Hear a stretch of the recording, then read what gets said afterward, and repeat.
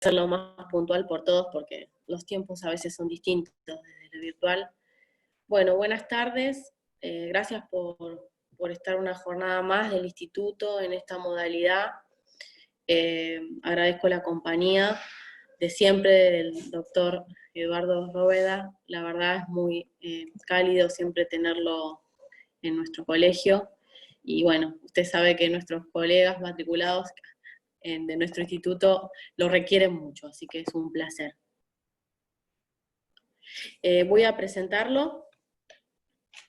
Obviamente tuve que hacer más abrigado porque usted es muy extenso su currículum, y así que lo voy a leer para presentarlo.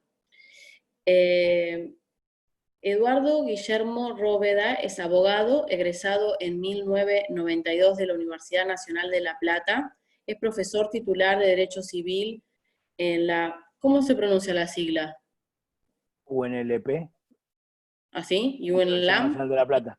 Claro, UNLP y Universidad Nacional de la Matanza. Profesor adjunto de Derecho de Familia y Sucesiones de UBA, profesor de posgrado de UBA, bueno, de la Universidad de La Plata y de la Universidad, es de Lomas de Zamora, ¿no? De Lomas de Zamora. Universidad de Palermo y Austral, autor de 5 libros, Proceso de Familia, Matrimonio y Divorcio, Derecho de Familia, Régimen de Bienes del Matrimonio, Manual de Derecho de Familia, abogado adscripto en la Cámara de Apelaciones en lo Civil y Comercial de San Martín, y es relator de ministro en la Suprema Corte de Buenos Aires. Desde ya, muchas gracias. Adelante. Muchas gracias a todos. Bueno, antes que nada, agradecer nuevamente a Verónica y por su intermedio a todo el Colegio de Abogados de Moreno y General Rodríguez por la invitación. Habíamos hablado el año pasado, a fines del año pasado y principios de este con Verónica, de armar una serie de actividades a lo largo de todo el año relacionadas con el conocimiento del derecho de familia. Y bueno, como dicen que los planes se hacen para no cumplirse, aquí estamos en esta nueva modalidad, adaptándonos a la problemática de la pandemia y comunicándonos con ustedes por esta vía. Así que, de alguna manera, esta es una manera de continuar con la capacitación de ustedes y me gustaría, antes de comenzar, hacer algunas aclaraciones relativas a cómo vamos a desarrollar este encuentro del día de hoy. En primer lugar, decirles que como esta modalidad virtual tiene sus limitaciones, a mí, como ustedes saben, me gusta mucho contestar las preguntas que ustedes me hacen, inmediatamente me las hacen, y hacer un ida y vuelta con ustedes en materia de llevar adelante el curso. En cambio, la modalidad Zoom es una modalidad que en ese sentido limita la posibilidad de las preguntas, razón por la cual yo lo que les voy a pedir es que si tienen preguntas, las hagan o en el momento a través del chat y yo las voy a contestar al final, o eventualmente guarden su pregunta para el final y yo contesto en ese momento, porque es muy difícil parar, dar la palabra, habilitar el micrófono, termina siendo todo muy, muy cortado y muy complejo, ¿sí? La segunda aclaración que me parece importante realizarles es que en esta casa donde estoy dando la conferencia hay perros. O sea, somos 3 personas y 4 perros. Entonces, controlar a los canes que ladran y demás es algo imposible, razón por la cual les pido disculpas por adelantado si escuchan de fondo algunos de los perros ladrando. Es algo que realmente no puedo manejar ni pretender que la casa esté en completo silencio, como si yo estuviera solo en ella. Así que desde ya les pido disculpas. Probablemente si esto sigue así tendré que armar una suerte de estudio de grabación o algo así para mantenerme aislado de los ruidos, pero mientras tanto sepan que lamentablemente se van a colar ruidos, ¿sí? Voy a compartir con ustedes un PowerPoint donde iré viendo el tema que vamos a desarrollar, que es uniones convivenciales, y finalmente decirles que, y esto es importante para mí, que hace un par de semanas hemos armado una cuenta de Instagram que se llama eduardo.roveda, así que los invito a seguirme en mi cuenta de Instagram, donde estoy compartiendo fallos, conferencias y demás a partir de esa plataforma, así que están invitados y son bienvenidos a seguirme también en la página de Instagram. Voy a estar ahí entre las chicas de Canal 26 y Sol Pérez, voy a estar yo en algún lugar de eso, seguramente voy a estar yo. Muy bien, arrancamos si les parece entonces. Comparto con ustedes el PowerPoint.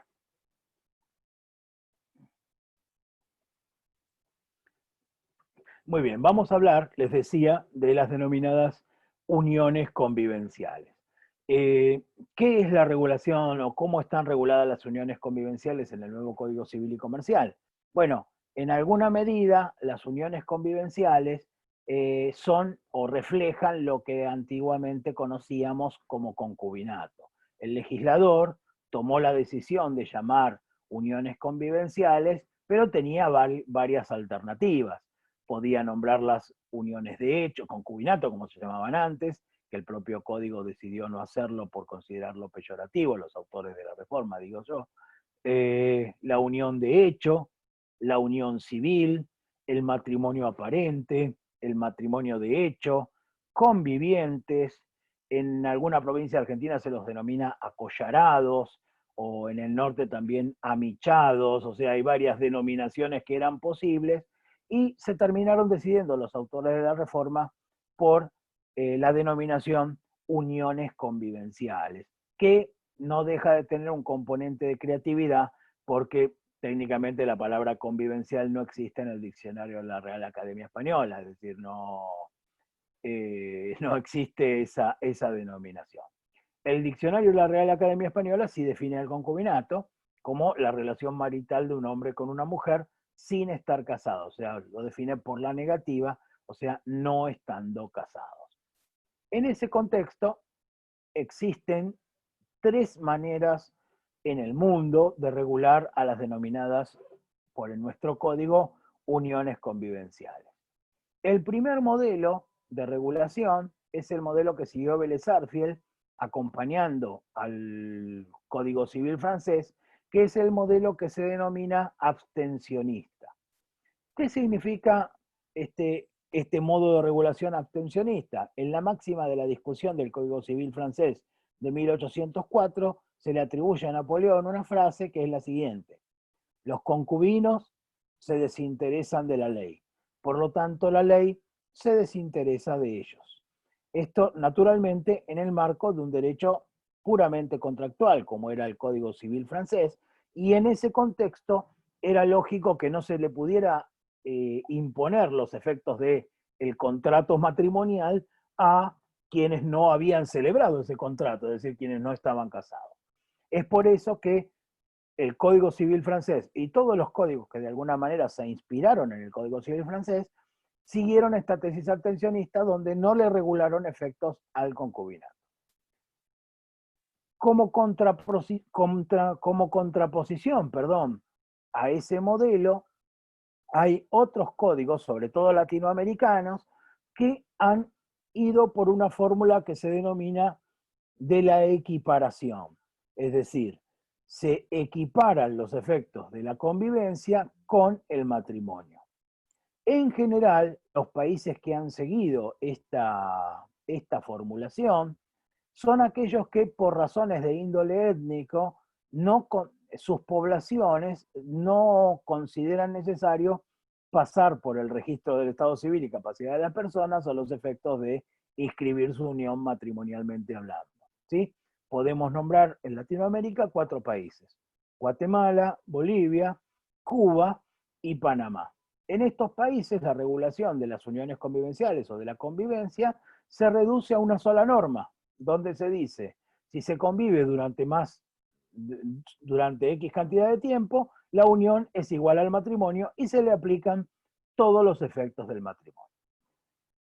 Sin llegar a tanto, o sea, sin llegar a equiparar, los modelos o los países denominados abstencionistas han ido sancionando una serie de normativas, o fueron sancionando una serie de normativas que reconoció algunos efectos a las parejas, sobre todo en materia laboral y fundamentalmente en materia previsional o de previsión social, ¿sí? Que eso es lo que encontramos, por ejemplo, en nuestras leyes de previsión social, que ya le daban un derecho de pensión también al conviviente, no solo al cónyuge superviviente, ¿sí? Y el tercer modelo de regulación que se conoce en el mundo es el modelo francés moderno, que tiene la siguiente característica.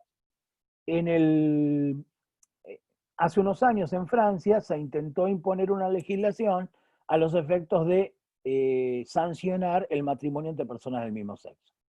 Esa ley no alcanzó los votos suficientes para transformarse en ley, o sea, quedó en un proyecto que no resultó aprobado. En ese contexto, el legislador francés pensó en alguna solución práctica para darle algún tipo de derechos a las personas del mismo sexo que no podían casarse. Y por eso creó un instituto que se conoce como Pacto Civil de Solidaridad. Es decir, la posibilidad que tienen los convivientes de realizar un pacto destinado a regular aspectos patrimoniales y extrapatrimoniales de su unión. A estos unidos en pactos de convivencia se los denomina por su apócope, que es pax. Básicamente se les dice paxeados. Y a diferencia de lo que quería el legislador, que era que esta herramienta la utilicen las parejas homosexuales, lo que sucedió en la práctica en realidad fue que fue mucho más usada por parejas heterosexuales que no deseaban casarse. Razón por la cual hay más paxeados heterosexuales que homosexuales. ¿Qué sistema siguió el Código Civil y Comercial argentino? En realidad, como me gusta decir, y como leía hace un ratito Verónica, soy egresado de la Universidad de La Plata, así que saben de lo que hablo, el Código argentino fue por la diagonal. O sea, fue por un modelo mixto entre la equiparación y el modelo francés moderno. ¿Por qué? Bueno, en primer lugar ya no se abstiene, ahora lo regula. Ahora, esa regulación no equipara, existen efectos diferentes para la unión convivencial con relación al matrimonio, razón por la cual nuestro sistema no es de equiparación. ¿Sí? Y permite los pactos de convivencia, o sea, que permite también la posibilidad de pactar aspectos patrimoniales o extrapatrimoniales de la unión. Así que de alguna manera nuestro código ha tomado un híbrido de las dos legislaciones, de la legislación de la equiparación y la legislación del modelo francés moderno. Muy bien. Como les decía, nuestro código siguió originario, el Código Civil siguió la tesis abstencionista, luego se reconocieron algunas leyes, locaciones urbanas, laborales, previsionales, y el Código Civil y Comercial, entre sus fundamentos, dice lo siguiente: en la tensión entre autonomía de la voluntad, la libertad de optar entre casarse o no casarse, cualquiera sea la orientación sexual de la pareja, y orden público, respeto por valores mínimos de solidaridad consustanciales a la vida familiar, el proyecto adopta una postura intermedia al reconocer efectos jurídicos a la convivencia de pareja, pero de manera limitada, que es de alguna manera la forma que tuvieron nuestros legisladores o nuestros codificadores de justificar esta tensión entre la libertad y la solidaridad. ¿Sí? Muy bien. ¿Cuáles son los debates que se han dado en el derecho argentino sobre la admisión o no de esta unión? A favor de la admisión de estas uniones pueden señalarse básicamente cuatro argumentos. El primero es que hay una cuestión de índole fáctico. Las convivencias superan largamente al número de matrimonios. De hecho, en el año 2008, o sea, ya hace un tiempo atrás, en la ciudad de Buenos Aires se celebraron menos matrimonios que en 1918, o sea, casi 100 años antes. ¿Esto qué significa? Significa fundamentalmente que la gente cada vez se casa menos, con el triple de la población, por cierto, ¿no? O sea que de alguna manera la gente cada vez se casa menos, ¿sí? También se ha argumentado que la jurisprudencia anterior al Código Civil y Comercial era muchas veces errática con relación al reconocimiento de derechos a este tipo de parejas, y en consecuencia era necesario dar una orientación clara en el ordenamiento, ¿sí? Y sumado a eso, se ha dicho que el legislador debe tomar una fotografía de su realidad social y contemplarla en su legislación. No debe ser meramente un espectador de la realidad social, sino que debe darle un contenido legislativo. ¿Sí? Y además se agrega un argumento del Tribunal de los Americanos de Derechos Humanos en el fallo Atala Rifo contra Chile, donde el tribunal reitera que el concepto de vida familiar no está reducido únicamente al matrimonio y debe abarcar a otros lazos familiares de hecho, donde las partes tienen vida en común por fuera del matrimonio. O sea que también aquí hay una, digamos, una constitucionalización del derecho privado y una convencionalización del derecho privado. Muy bien. En contra, ¿qué se ha dicho? Bueno, un primer argumento en contra es lo que denominamos el principio general de libertad. O sea, si una persona elige no casarse, es porque eventualmente no quiere someterse a los efectos de la unión matrimonial, razón por la cual opta por otro modelo de relación que puede querer tener fuera del radar jurídico, si se quiere, o no regulado en el radar jurídico. ¿Sí? Otros autores han dicho que la legislación de este tipo de uniones debilita al matrimonio como institución querida por el ordenamiento o por el legislador, ¿sí? Y muchas veces el concubinato, se ha dicho, es el resultado del egoísmo de quienes no desean contraer lazos permanentes. O sea, muchas veces uno no quiere tener esos lazos permanentes, razón por la cual decide no tomar la opción de casarse. El debate, por cierto, está abierto, sin perjuicio de lo cual la legislación ya existe, razón por la cual dudo que se pueda volver atrás alguna vez en su formulación. ¿Sí? Muy bien. ¿Cómo ha definido el nuevo código a la unión convivencial? Aceptemos como válida esa denominación. ¿Sí? Bueno, el 509 la define y da sus caracteres en el mismo texto, y de hecho bastante mezclado. Yo me he permitido separarlos, esos caracteres, resumiéndola de la siguiente manera. Es una unión basada en relaciones afectivas de dos personas que conviven y comparten un proyecto de vida en común, sea del mismo o de diferente sexo. ¿Sí? Muy bien. Esta definición tiene algunos puntos que me parece que es importante resaltar. El primero de ellos es que hace una referencia a el número, dos personas, dice la norma. Y ustedes me dirán, bueno, es una obviedad, ¿cómo no va a decir dos personas? Bueno, en Brasil se han aceptado jurisprudencialmente uniones de tipo poliamorosas, donde la pareja ya no es una pareja, sino que participan 3 o 4 o 5 integrantes. ¿Sí? En la Argentina esto no sería posible jurídicamente hablando porque el código establece un plazo de 2. Como me gusta decir un poco en broma, yo le hablé a mi pareja de esta posibilidad del poliamor y demás, y ella me contestó con unos politraumatismos, pero no sé bien qué me quiso decir exactamente cuando me dijo de los politraumatismos. Bueno, el segundo elemento importante que la norma contiene es el relativo a el que conviven. O sea, son dos personas que conviven. En el proyecto original no estaba incluido el requisito de la convivencia. Se decía, bueno, si no pusimos la convivencia en el matrimonio, es lógico que no pongamos la convivencia en la unión convivencial. Claro, el legislador en su momento en el recinto planteó con buen criterio, bueno, a ver, la característica esencial de esta unión es que tienen que convivir.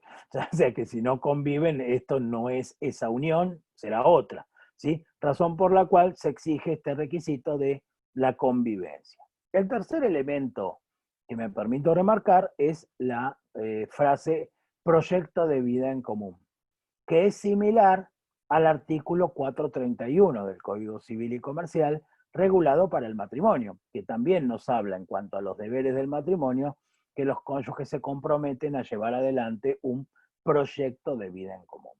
Lo que genera cierta duda con relación a la definición es esta referencia que se hace a las relaciones afectivas. Porque en realidad acá son relaciones sexuales, no afectivas, ¿sí? Hay un componente sexual en la unión, ¿sí? Porque si tomamos la posibilidad de que se incluyan también relaciones afectivas no sexuales, yo podría estar en unión convivencial con un amigo, ¿sí? Les pongo un ejemplo.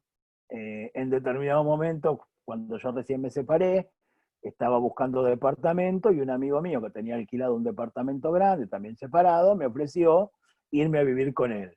O sea, yo ocupaba una habitación, él ocupaba otra, había lugar para los dos, no había ningún problema. Claro, de acuerdo a esta definición, yo estuve en unión convivencial con mi amigo, porque éramos dos, convivíamos, teníamos un proyecto de vida en común, que era pagar menos alquiler, pero bueno, qué sé yo, era un proyecto en común, ¿sí? Y nos queríamos, o sea, éramos amigos, o sea, teníamos una relación de amistad entre nosotros. Así que en realidad no es del todo feliz esta referencia a la relación afectiva, debería referirse a unión de tipo amorosa o de tipo sexual, para decirlo correctamente, ¿sí?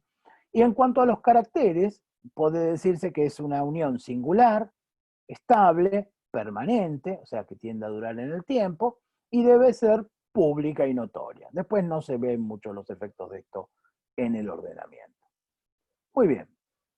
¿Cuáles son los requisitos para que exista una unión convivencial en los términos del artículo 510 del Código Civil y Comercial? Bueno, en primer lugar, los miembros de la unión convivencial deben ser mayores de edad. No hay uniones convivenciales de menores de edad. Las uniones de menores de edad son simples convivencias y no uniones convivenciales, ¿sí?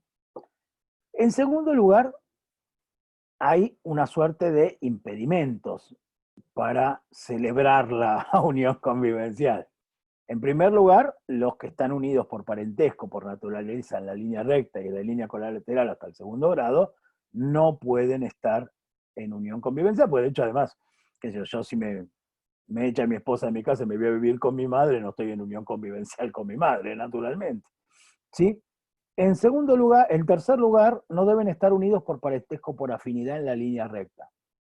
Esto es interesante en la norma, porque en realidad sería el caso en que yo me divorcie para irme a vivir con mi suegra, ¿sí? Porque es poco probable, el doctor me hace con la cabeza que es poco probable esto, pero eventualmente podría pasar, ¿sí?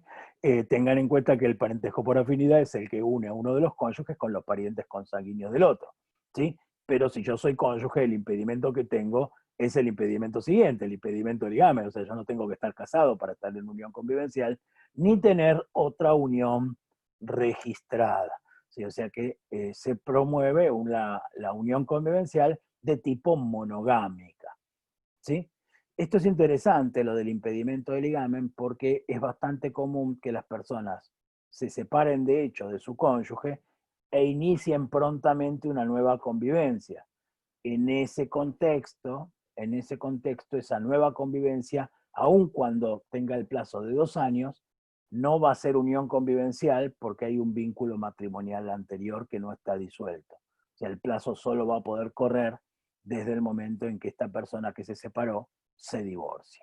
Esto ha quedado claro en un fallo de la Cámara de Mendoza, que es el siguiente. La unión convivencial alegada por la parte actora no es susceptible de producir efectos jurídicos, toda vez que entre la disolución del vínculo matrimonial del demandado con su esposa y el cese de la convivencia con la recurrente, no había transcurrido el plazo mínimo de 2 años exigido por el artículo 510 del Código Civil y Comercial. ¿Sí? Este es un fallo del 2018 de la Cámara de Mendoza. El código además exige como requisito que mantengan la convivencia por un periodo no inferior a 2 años. No está claro en el código cuándo comienza la unión convivencial. Si en el momento que se van a vivir juntos, con la condición de que alcancen los 2 años juntos, o en el momento en que cumplen los 2 años juntos.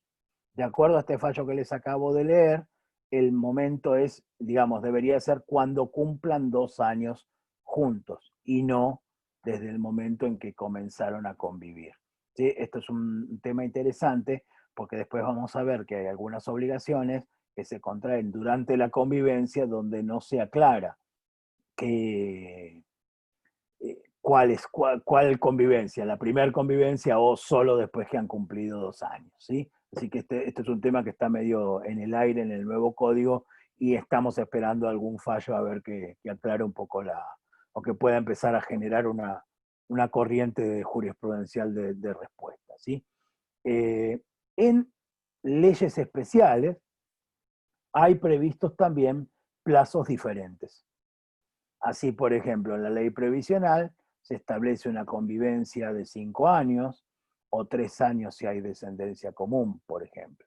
Lo mismo sucede en la indemnización por ruptura del contrato de trabajo por muerte del trabajador del artículo 248 de la ley de contrato de trabajo. En esos casos, ¿cuál es el plazo aplicable? ¿El plazo del Código Civil y Comercial o el plazo de la ley especial? El propio código en el artículo 510 nos da una respuesta a ese interrogante cuando nos dice que los requisitos son a los efectos de este título, o sea, solamente entre lo previsto en el artículo 509, perdón, y 528, y no otros supuestos en los cuales puede existir una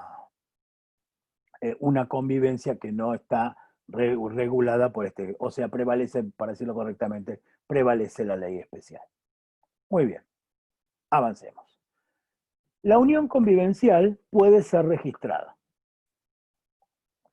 El artículo 511 permite la posibilidad de registrar la unión convivencial.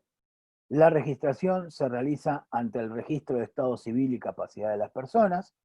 Los registros del estado civil y capacidad de las personas han abierto libros especiales a los efectos de registrar las uniones y el registrador debe verificar los requisitos del artículo 510, salvo el de la convivencia, porque el de la convivencia es un hecho, o sea que ahí bastará con la declaración de las partes.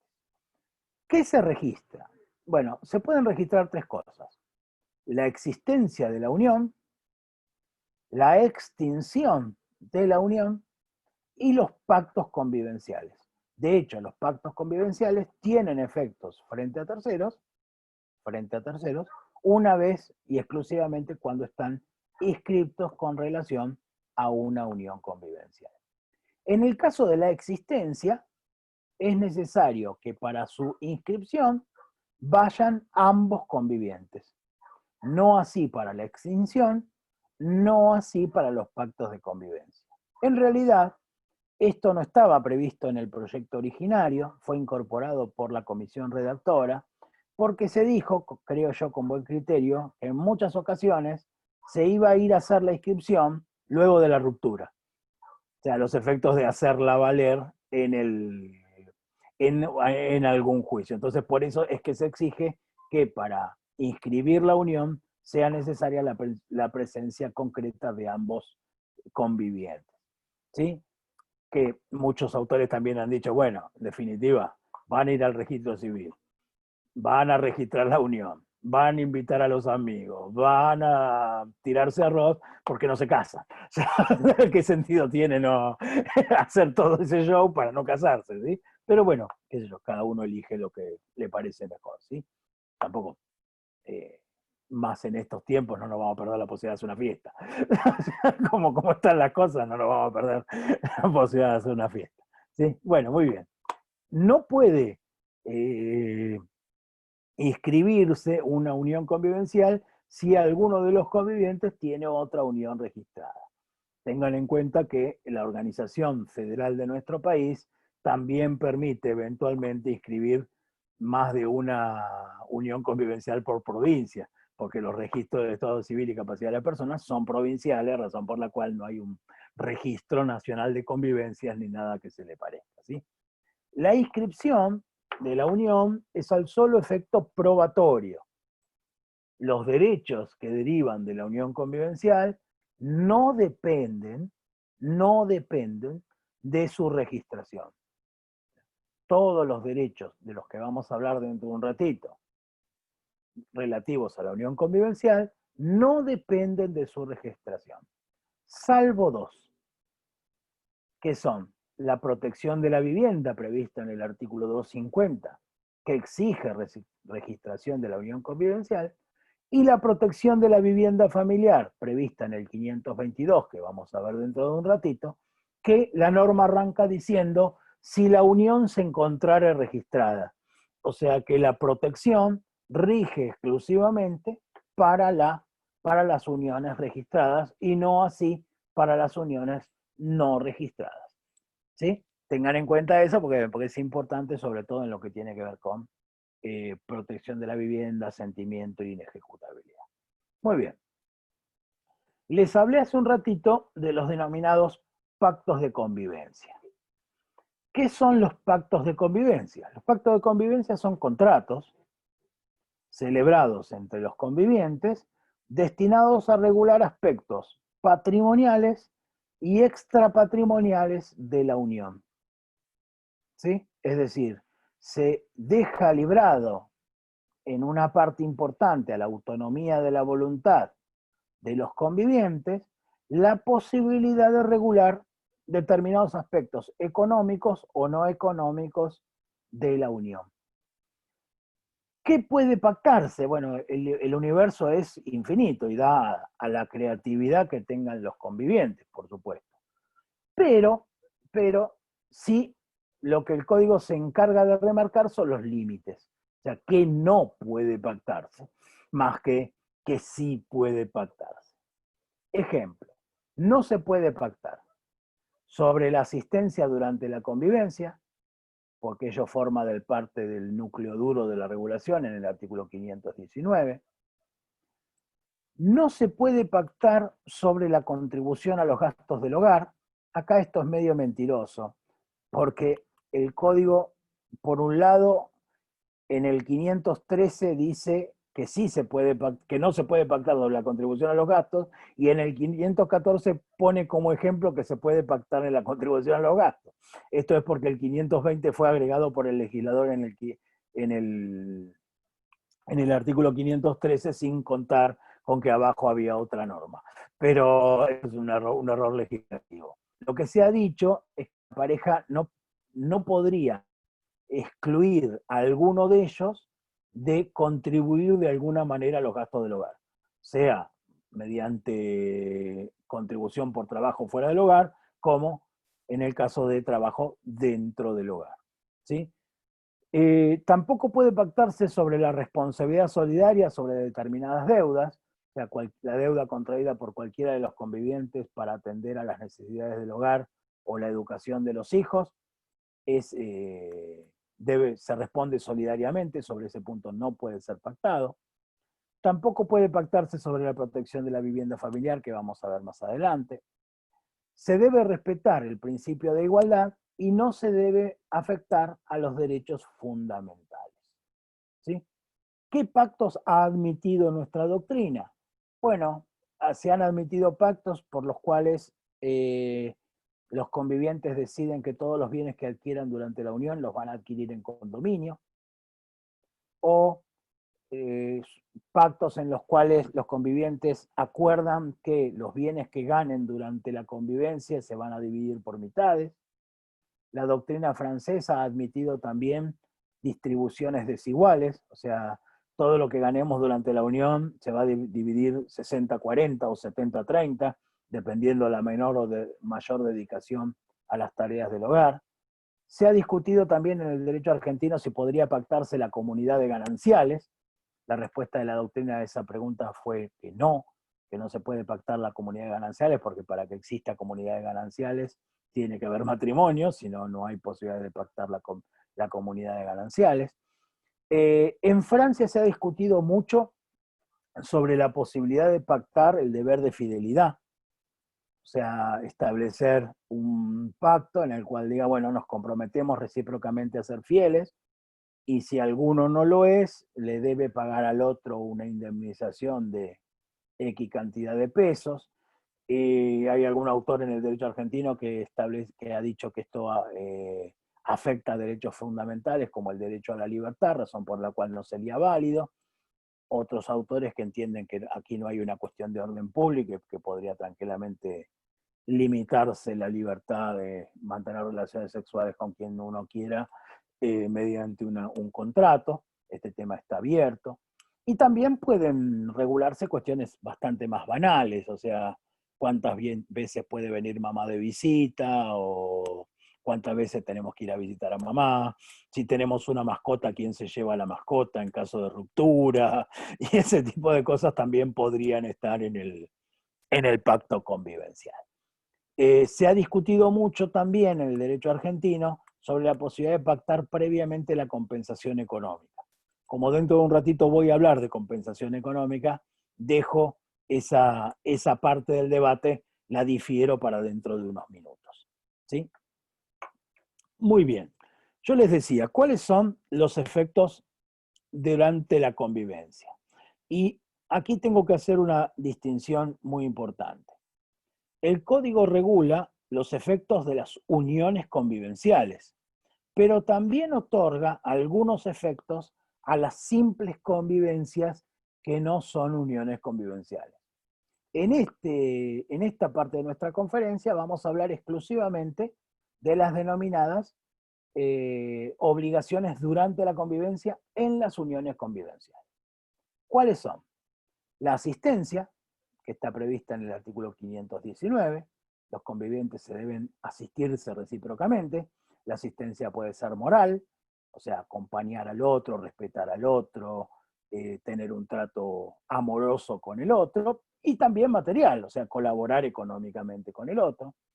El segundo efecto es la contribución a los gastos del hogar, del artículo 520. Dentro de la contribución a los gastos del hogar se incluyen los gastos de educación de los hijos, sean estos comunes o no comunes, o sea, de cualquiera de los miembros de la pareja. Y se dice además que si uno de los convivientes no convive con, a ver, ¿cómo decirlo? Si uno de los convivientes no aporta con dinero ganado fuera del hogar, puede cumplir con su contribución al hogar con trabajo dentro del hogar. También se regula en el 521, está mal el número ahí, perdónenme, la responsabilidad solidaria por las deudas frente a terceros. El 521 establece que las deudas contraídas durante la convivencia, que sean contraídas para atender a las necesidades del hogar y la educación de los hijos, ambos convivientes responden solidariamente. ¿Sí? Es decir, que el acreedor puede ejecutar no solo bienes de su deudor, sino también bienes del conviviente o la conviviente de su deudor, porque la responsabilidad es solidaria. Y además se establece que, por ser un tipo de responsabilidad solidaria, que el acreedor no tiene obligación de executir, es decir, que puede ir directamente a trabar embargo sobre los bienes del cónyuge no deudor, a quien habría que traerlo al juicio como tercero, porque no es el obligado principal en la obligación que se reclama. ¿Sí? El cuarto supuesto que requiere registración es la protección de la vivienda familiar del artículo 522. Y aquí hay que hacer una distinción. En el primer párrafo del artículo se establece la necesidad del asentimiento convivencial a los efectos de disponer sobre los derechos de la vivienda familiar y su ajuar. Este es el asentimiento que nosotros conocimos antiguamente para el matrimonio en el artículo 1277, que se extiende ahora a las uniones convivenciales, ¿sí? Donde es necesario como protección de la vivienda familiar la existencia de este asentimiento. La segunda parte de la protección está en el segundo párrafo del artículo 522, que establece la imposibilidad de la ejecución de la vivienda familiar, salvo que la deuda haya sido contraída por ambos convivientes o por uno con el asentimiento del otro. Les pongo esta salvedad que tiene la norma es para mantener a la vivienda familiar dentro del comercio. ¿Sí? Imaginen que la pareja convive en un inmueble que corresponde a la mujer, tienen una pequeña casita en ese inmueble, y la chica está embarazada, ¿sí? Va a tener un bebé. Entonces la pareja decide ir al banco a pedir un préstamo hipotecario a los efectos de hacerle una habitación más al nene o a la nena que nazca, hacerle una habitación más. El banco, si la vivienda fuera inejecutable, le negaría el préstamo hipotecario porque no le sirve el inmueble como garantía. Pero si, en el código lo que se establece como salvedad es que si van los dos a pedir el préstamo, la vivienda es ejecutable y eventualmente estaría dentro del comercio a los efectos de su ejecución. Como les dije, requiere inscripción. O sea, si no está inscripta la unión convivencial, el 522 no resulta aplicable. Y por último, también se puede afectar al régimen de la protección de la vivienda en el caso de uniones convivenciales. Esto está previsto en el artículo 246 y 250 del Código Civil y Comercial. Avanzamos. ¿Cuáles son otros efectos durante la convivencia? Y aquí hay que hacer una distinción. En la mayoría de estos supuestos, el Código le otorga estos derechos a los convivientes y a los unidos convivencialmente. Son como dos supuestos diferentes, pero los derechos se les otorgan a los dos. La primera es la presunción de paternidad del artículo 585. ¿Sí?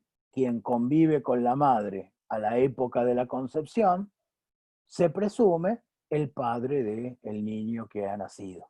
¿Sí?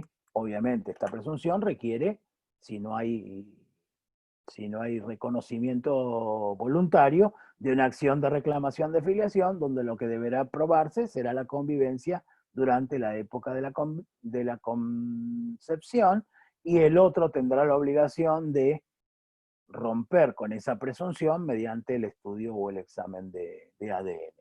¿Sí? Se permite a su vez la adopción de integración y la adopción conjunta, artículos 597 y 599.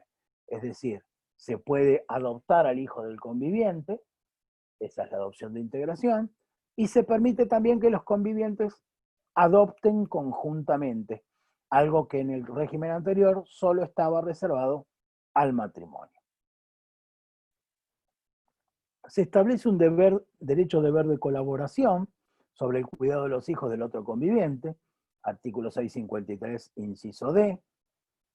Se establecen los derechos del progenitor afín, artículos 672 a 676.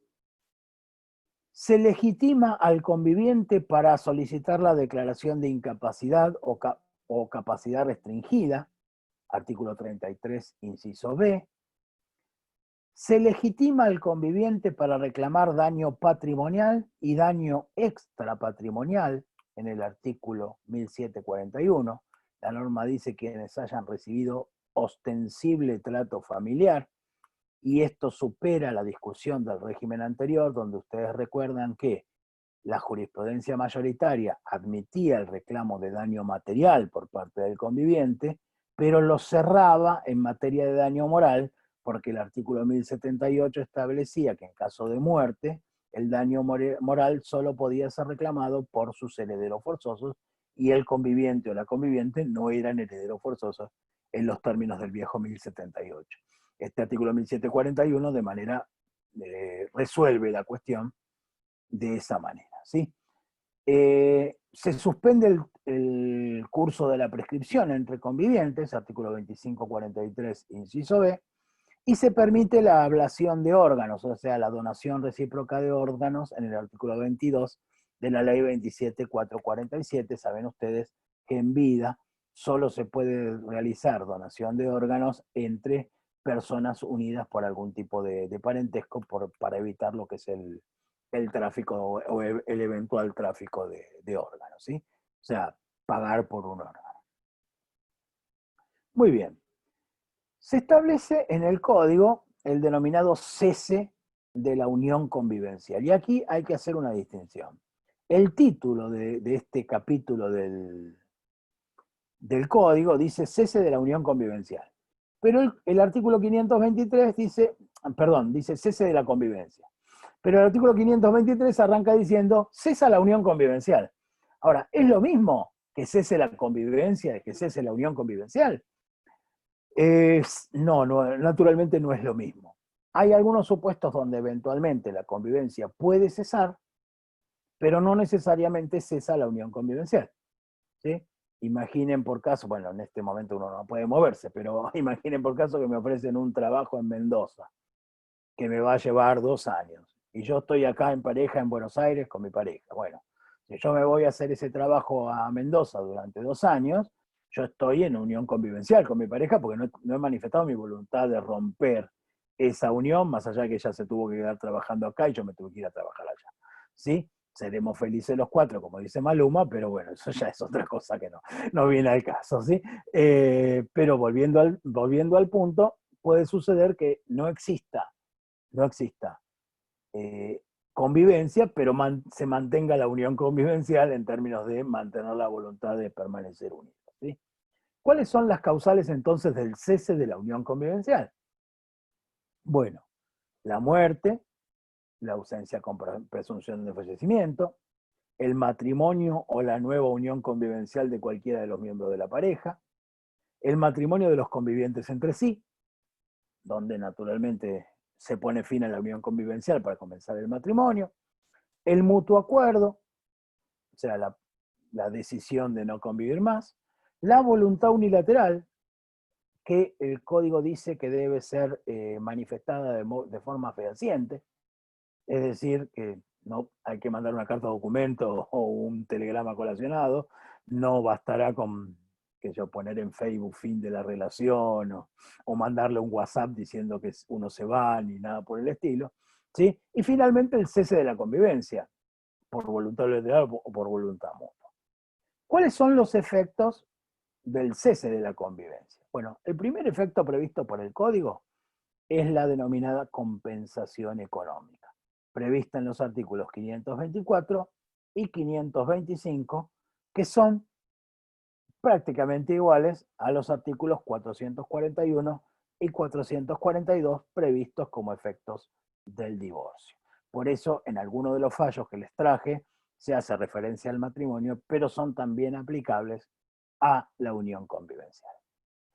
Está claro que la ruptura de la pareja genera consecuencias económicas en los convivientes, naturalmente, ¿sí? Y que existe en materia de derecho de familia un principio general al que se lo conoce como principio general de solidaridad, y que es el fundamento de la compensación económica. Existe un deber de solidaridad hacia el otro conviviente luego de la ruptura en caso de que se produzca un desequilibrio, como vamos a ver más adelante. ¿Qué significa esto?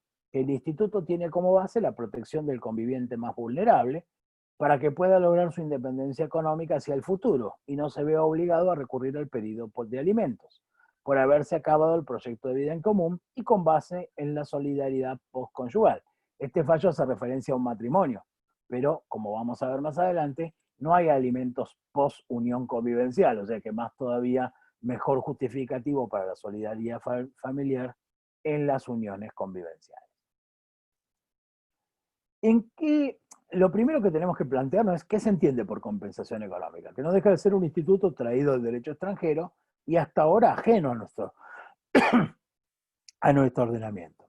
Bueno, para nosotros que tenemos una formación clásica, compensar, jurídicamente hablando, es un modo de extinción de las obligaciones. Perdón. La compensación es un instituto por el cual, si acreedor y deudor coinciden en créditos y deudas, y esas deudas son exigibles y líquidas, las obligaciones se compensan. O sea que la denominación compensación económica no refleja del todo el instituto propiamente dicho. En segundo lugar, debemos decir que compensar no es indemnizar. O sea, la compensación económica no es una indemnización al cónyuge que sufre, no es una indemnización al conviviente, perdón, que quedó mal o que quedó triste. Y por otra parte, indemnizar en general es volver, económicamente hablando, las cosas al estado anterior. Y yo no sé, si conviví 20 años con una persona y ya no tengo los 25 que tenía cuando empecé. O sea que compensar eso no va a ser posible, ¿sí? La doctrina ha definido a la compensación económica como un derecho personal reconocido al conviviente, al que la ruptura le produce un empeoramiento en la situación económica que gozaba durante la convivencia, colocando en una posición de inferioridad frente a la conservada por el otro. ¿Sí? Esta es un poco la definición de la compensación económica que da Medina. Yo acá la adapté en la lectura a las uniones convivenciales, que es lo que estamos hablando. ¿Sí? Muy bien. ¿Cómo juega este instituto en las uniones convivenciales? Bien, lo primero que vamos a analizar es la posibilidad de pactar el monto de la compensación económica en el pacto de convivencia. Como ustedes saben, nuestro país no tiene esa tradición, pero muchos países lo tienen, la tienen, que es la tradición de arreglar en el momento de la unión los efectos de su finalización. O dicho de otra manera, plantear en el comienzo de la relación qué va a pasar si la relación se rompe. ¿Sí? Los ingleses llaman a esto corte limpio. O sea, yo sé de entrada cuánto me va a salir la ruptura. Claro, en ese contexto, yo puedo pactar en la unión convivencial, o podría pactar en la unión convivencial, cuál va a ser el monto de la compensación económica. Entonces yo podría decirle a mi conviviente, bueno, atento a que vos te vas a quedar en el hogar atendiendo a los chicos y cuidando la casa. En el caso que nos lleguemos a separar, yo te voy a pagar tanto. ¿Sí? Es más, uno podría ir un poquito más allá. O sea, pues si la unión dura 5 años, el monto va a ser tanto. Si dura 10, el monto va a ser tanto. Si dura 15, o sea, ir sumándolo como una suerte de indemnización por despido, o sea, sumándole antigüedad a la unión. Lo digo medio en broma, pero Julio Rivera dice que este es uno de los aportes del derecho laboral, del derecho civil, donde habría una suerte de indemnización por años que dure la relación. ¿Sí? En el derecho argentino, esto en España, por ejemplo, está bastante admitido y debemos hacer una aclaración. No está permitido para el matrimonio.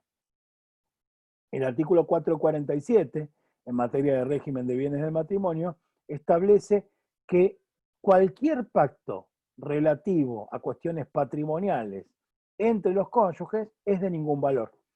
Razón por la cual uno no podría pactar al inicio del matrimonio la compensación económica, pero sí eventualmente podría pactarla al inicio de la unión convivencial. Bien, ¿cuáles son los argumentos que se han dado a favor de este tipo de pactos? Bueno, Graciela Medina, Mariel Molina de Juan han dicho, la autonomía de la voluntad es la regla en las uniones convivenciales. Razón por la cual, si no está expresamente limitado en el ordenamiento, que no lo pueden hacer, tienen abierta la posibilidad de pactar la compensación económica. Los pactos de convivencia pueden regular cuestiones patrimoniales y también cuestiones extrapatrimoniales, como sería en este caso una cuestión desde el punto de vista puramente patrimonial. Y la regulación de los pactos apunta a la ruptura de la pareja. O sea, mientras la pareja funciona, no necesita el pacto. Está todo bien, funciona todo bien. El pacto es necesario cuando la pareja no anda. ¿Sí? Razón por la cual los pactos de convivencia son siempre pactos pensados para la ruptura, no para el hoy de la pareja. ¿Sí? En contra, es la postura predominante en nuestra doctrina. ¿Sí? Se ha dicho que no se puede convertir este instituto en ilusorio por las inevitables posiciones dominantes de un conviviente que un conviviente puede tener sobre el otro, ni rasgis sin ir más lejos. Admitir la negociación de la compensación económica en la etapa previa atentaría contra la dignidad del sujeto y de cierta manera quedaría expuesto a llevar a cabo un acto cuyos alcances no están en condiciones de medir ni dimensionar. Y el artículo 515 impide el contenido de los pactos afecte los derechos fundamentales de los convivientes, como lo es la dignidad. Esto por el artículo 279 del Código Civil y Comercial. Así que en este punto la cuestión en doctrina está abierta, todavía lamentablemente no tenemos fallos sobre el particular, porque por otra parte tampoco es parte de nuestra cultura el hecho de andar pactando la ruptura. O sea, ustedes imaginen, han iniciado una relación de convivencia, están enamoradas / enamorados y le dicen a su pareja, mira, vos sabés que estuve pensando, ¿por qué no firmás acá? Desde que estuve pensando, ¿por qué no hacemos este contrato? Mirá, por las dudas, ¿viste? El otro por lo menos va a sospechar de nosotros, es inevitable, y más si somos abogados, naturalmente, ¿no? Muy bien, mejor tener pareja abogado. Otra posibilidad es la renuncia a la compensación económica en el pacto de convivencia. Es posible renunciar, o sea, inclusive renunciar recíprocamente. Ambos renunciamos a la posibilidad de reclamarnos la compensación económica. Bueno, aquí también hay argumentos a favor y en contra. En contra se ha dicho que el instituto tiene una perspectiva de género y que eso lo torna irrenunciable. Permitiría avalar la regresividad de una norma interna en detrimento de derechos humanos esenciales, ha dicho Solari. Y a favor se ha dicho que la ruptura no es una condición legal para la renuncia a la compensación. Es decir, que yo podría decir, bueno, renuncio y puedo renunciar anticipadamente. De hecho, por ejemplo, pactar el régimen de separación de bienes supone renunciar a los gananciales, por ejemplo. ¿Sí? Porque no van a existir los gananciales como tal en el matrimonio. Así que de alguna manera también podría darse. Y hay un tercer grupo de autores, que son Lloveras, Faraoni y Orlandi, que han dicho que el juez puede analizar al momento de la ruptura la validez de la renuncia. O sea que es una suerte de teoría ecléctica que no otorga demasiada, digamos, seguridad jurídica. Muy bien. ¿Cuáles son las condiciones de procedencia de la compensación económica en la unión convivencial? Bueno, lo primero que hay que decir es que está prevista como un efecto del cese de la unión. Es decir, que se incluye también la muerte de uno de los convivientes. A diferencia del matrimonio, donde en el matrimonio solo está previsto como un efecto del divorcio. En caso de disolución por muerte del matrimonio, de disolución por muerte del matrimonio, no hay posibilidad de reclamar compensación económica. ¿Qué significa esto? Que el supérstite de la unión convivencial le podrá reclamar a los herederos del otro una compensación económica si es que están dados los demás requisitos que exige la compensación económica. ¿Se entiende? Esto es un efecto que yo entiendo en el momento que se pensó la norma, no sé si estuvo pensado, o sea, creo que me parece más un error de cálculo que una decisión pensada del legislador, porque me parece lógico que en caso de que yo arme una pareja y decida desarmarla, eventualmente cargue con las consecuencias económicas de esa ruptura. Ahora, me parece diferente el caso en que mis hijos, que no eligieron a esa pareja que elegí yo, carguen con las consecuencias económicas de esa ruptura, que por otra parte yo no quise, simplemente sucedieron porque fallecí. Sí, así que en ese sentido es como algo bastante discutible, ¿sí? Sin embargo, está previsto como efecto del cese y la muerte es una de las causales de cese, ¿sí? Como argumento en contra de esto podría decirse, bueno, también es un motivo de cese el matrimonio de los convivientes entre sí. Parece como imposible que el matrimonio entre los convivientes entre sí ponga fin a la unión convivencial, pero una vez casados se reclamen compensación económica. Sería una locura, o sea que podría ahí haber una distinción, ¿sí? Avanzamos. El primer requisito para que proceda la compensación económica es la existencia del desequilibrio manifiesto, dice la norma. En realidad es desequilibrio económico manifiesto porque el instituto se llama compensación económica. Por lo tanto, no se incluyen otros desequilibrios como pueden ser, no sé, me deprimí porque ella me dejó, estoy tan triste que no puedo trabajar, ni cosas por el estilo, eso no entraría dentro de compensación económica, ¿sí? ¿Qué se entiende por desequilibrio económico manifiesto? Bueno, hay varias posibilidades de entendimiento. Las más aceptadas por la doctrina son las siguientes. Un descenso en el nivel de vida del cual se gozó durante la convivencia. Después vamos a ver que esto debe estar acollarado con otras cosas, no se preocupen. Una imposibilidad de progreso económico, que es el caso en el cual uno de los cónyuges ha resignado su propio proyecto en pos de la unión matrimonial, convivencial, y la incidencia que tiene en esa imposibilidad de progreso o en ese descenso de vida, el proyecto de vida en pareja. ¿Sí? Uno de los casos que ha resuelto la jurisprudencia es, por ejemplo, uno que él era embajador, y ella, si bien tenía una carrera universitaria y demás, dedicó su vida a acompañarlo en los distintos destinos diplomáticos que este señor tuvo que cubrir. Entonces, de alguna manera, ella había resignado su proyecto de vida en pos del proyecto de vida de su marido, en este caso, como embajador de la República. ¿Sí? Sí hay dos cuestiones que son importantes remarcar. La primera, que no tiene contenido asistencial. Esto no es porque el ex conviviente lo necesita. Para eso están los alimentos, y en materia de convivencia no hay alimentos. Y no está relacionado con la ruptura o con las causales de ruptura. O sea, no se indemniza la culpa en la ruptura o la mala conducta que uno haya tenido sobre el otro en la conducta. Esto no tiene nada que ver con cuestiones de tipo culpable o indemnizatorias de tipo culpable. No voy a estudiar por razones de tiempo la naturaleza jurídica, pues no viene al caso.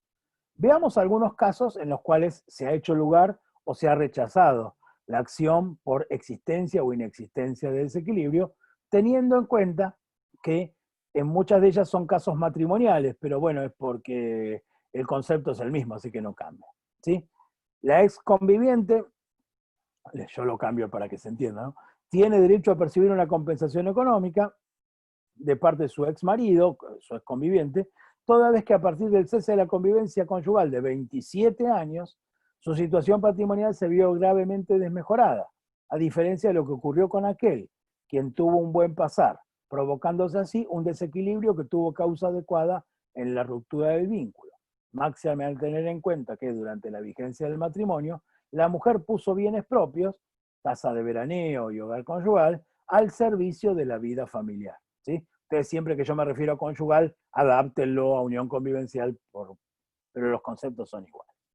¿Sí? El ex cónyuge de la actora debe abonarle una indemnización en concepto de compensación económica, 837.000 pesos, por tratarse de una mujer de 44 años, que estuvo casada durante casi 13, que dejó su empleo y que se ocupó del cuidado de sus hijos. Es evidente que tal ruptura le ha provocado un desequilibrio económico y que, debido a su edad, cuenta con públicas y notorias dificultades para reinsertarse en el mercado laboral. Lo de mujer grande de 44 años lo dice el fallo, no lo digo yo, así que chicas, no se me ofendan. No estoy, por favor, que no estoy discriminando a nadie, ¿sí? La compensación económica es procedente, en el caso se fija en 8 millones de pesos, ya que de las pruebas se deduce que la división de roles entre los cónyuges, consistente en que el hombre trabajaba y la mujer, relegando su profesión de licenciada en economía, se dedicó exclusivamente a las tareas domésticas y al cuidado de los hijos, encuentra causa adecuada en el matrimonio y provoca que, tras su ruptura, la posición económica de la mujer sea claramente inferior a la del hombre, y cuya capacitación laboral y posibilidad de acceso al empleo resulta escasa, teniendo en cuenta que la reclamante tiene 70 años, a lo que se agrega que aquella aportó a la economía familiar bienes propios, uso que benefició al exmarido sin erogación alguna. De un fallo tal vez más conocido de María Victoria Famá del juzgado 92. La compensación económica solicitada por una mujer que se dedicó a la crianza y educación de sus 3 hijos durante la convivencia matrimonial, que duró algo menos de 21 años, debe rechazarse. Acá vamos por la negativa, teniendo en cuenta que el actor ejerce una actividad rentada en el área de podología y maquillaje, que no prestó colaboración en el ejercicio de la actividad profesional del marido, que se le atribuyó la vivienda familiar sobre el único inmueble ganancial, sumado a que cuando las partes procedan a realizarlo, habrá que disponer de un capital que le permitirá adquirir otro de menores dimensiones y más adecuado a sus necesidades actuales. O sea que hay que analizar el desequilibrio económico en el contexto económico familiar, no solamente porque se dedicó a la crianza de los hijos, ¿sí? El pedido de compensación económica solicitado por la excónyuge debe rechazarse en tanto no se verificó que el divorcio haya causado un verdadero, concreto, cierto y manifiesto desequilibrio económico en aquella, ni tampoco que durante la vida matrimonial haya realizado un sacrificio que haya redundado en beneficio del otro cónyuge. Máxime cuando de la prueba reclamada se deduce que el accionante pudo desarrollar una plena y acabada vida profesional. O sea, esto no es procede porque me separé. O sea, es necesario que exista ese desequilibrio para que proceda la compensación, ¿sí? También se debe producir, conjuntamente con el desequilibrio, un empeoramiento de la situación. Aquí la medida es comparativa. El empeoramiento debe ser con relación al otro, ¿sí? O sea, puede suceder, o hay casos en los cuales empeoran los dos. O sea, ¿por qué? Y bueno, porque surgen mayores gastos, porque se complica. Entonces, en ese caso, el descenso en el nivel de vida se produce para los dos por igual. Razón por la cual ahí tampoco hay compensación económica. Esto no significa que deba equipararse la economía de los cónyuges. Para eso, eventualmente, está el régimen patrimonial del matrimonio. O sea, no es que yo tengo que darle a uno de los convivientes, perdón, la mitad de lo que ganó el otro porque los quiero equiparar, ni mucho menos, ¿sí? Es más, en estos casos hay supuestos en los cuales no se aprecia el efecto de la unión en la carrera profesional de uno de los convivientes, ¿sí? No habría compensación económica tampoco en aquellos casos donde se aprecia el ánimo económico que llevó a uno de los convivientes a iniciar la unión. O sea, aquellos casos sobre todo de mucha diferencia de edad, donde se especula con la eventual fortuna de la persona de mayor edad a los efectos de tratar de luego conseguir una compensación económica, ¿sí? Fíjense este fallo de Córdoba. Debe procederse a la fijación de una compensación económica a favor de la esposa por cuanto la colaboración que realizaba en el taller mecánico de su ex marido importó un aporte concreto y claro en la actividad económica laboral de quien fuera su esposo, que siguió desarrollando luego de finalizada la convivencia, a lo que se suma que al finalizar la vida en común, la accionante empeoró su situación personal, ya que la fuente principal de ingresos que tenía como pareja conyugal era el taller mecánico que siguió siendo trabajado por el demandado. Es decir, que ella se quedó sin una forma de sustento cotidiano que juntos habían desarrollado y él sigue manteniendo. O sea, ahí hay un empeoramiento de la situación por el modo en que se repartieron las tareas durante el matrimonio. Y finalmente, tiene que tener causa adecuada en el vínculo convivencial y la ruptura, ¿sí? El desequilibrio tiene que estar relacionado con la unión y con la ruptura. Lo primero que tenemos que decir aquí es que no importan los motivos de la ruptura, o sea, no habrá un juzgamiento de la conducta de los convivientes durante la ruptura, y que no se encuentran incluidos en la compensación económica algunos supuestos donde el empeoramiento de la situación o el desequilibrio económico no tiene relación con la unión. Ejemplos. Convivientes, él era cirujano y ella era enfermera en el mismo hospital. Él siguió trabajando como cirujano, ella siguió trabajando como enfermera. Además de sus trabajos como enfermera, cumplía con tareas dentro del hogar. Ahora, en ese caso no hay compensación económica. ¿Por qué? Porque ella tuvo un desarrollo adecuado de su carrera como tal de enfermera y su capacitación era inferior a la de su marido o a lo de su conviviente, razón por la cual el desequilibrio de ingresos que tienen entre un cirujano y una enfermera no tiene correlación, ni con la ruptura ni con la unión propiamente dicha. De esto hay varios fallos en España que siguen esta tesitura. Segundo supuesto, casos en los cuales la convivencia fue escasa en número de años, razón por la cual eso no llega a consolidar un estado que permita un desequilibrio económico. También puede suceder, no en la unión convivencial, que estén separados de hecho por un tiempo más o menos prolongado. Y otra posibilidad aquí es el caso en el cual el desequilibrio económico sea anterior a la unión. ¿Sí? El supuesto, imaginen una, no sé, una señora de 60 años, empresaria con una posición económica consolidada, que se, convive con un muchacho 20 años menor que conoció en el gimnasio, el profe, el personal trainer de CrossFit, ¿sí? Entonces, en ese contexto, entran a la unión en un desequilibrio económico, razón por la cual el desequilibrio posterior no tiene causa adecuada en la convivencia y en su ruptura, ¿sí? Y no voy a decir más que eso porque tenemos casos de ese tipo en el tribunal. Muy bien. ¿Cuáles son las pautas para fijar la compensación económica? Bueno, algunas pautas, una primera pauta que ha dado la doctrina, tanto en Europa como aquí, es la cuestión de la fotografía. O sea, establecer cómo se encontraban los convivientes al comienzo de la unión y cómo se encuentran al final, y si uno de ellos no ha podido desarrollar todo su potencial en razón de la unión. Otra posibilidad es la existencia de un desequilibrio perpetuo o un desequilibrio temporal.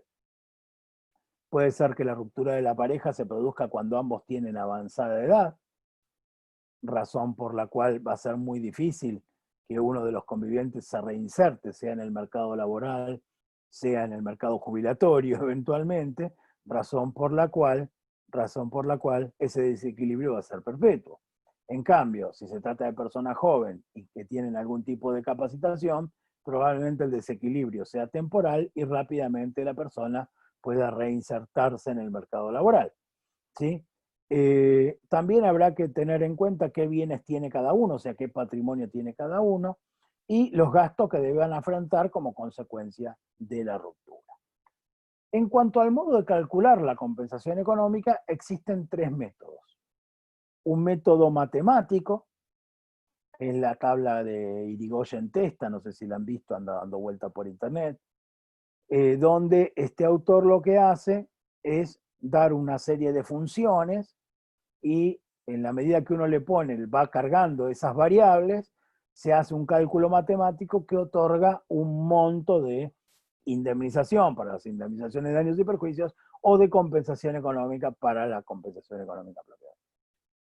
Existe además de este método matemático un método subjetivo, que es donde el juzgador, de acuerdo a las reglas de la sana crítica, fija el monto de la compensación sin atenerse a cálculos matemáticos, y un tercer, que es el mayoritario en nuestra doctrina y jurisprudencia, y un tercer método denominado método mixto, donde se conjugan los anteriores, o sea, se produce algún tipo de cálculo matemático, pero además se establece algún criterio subjetivo del juzgador. Se puede apreciar en los fallos el criterio subjetivo y el criterio mixto, no así el criterio puramente matemático.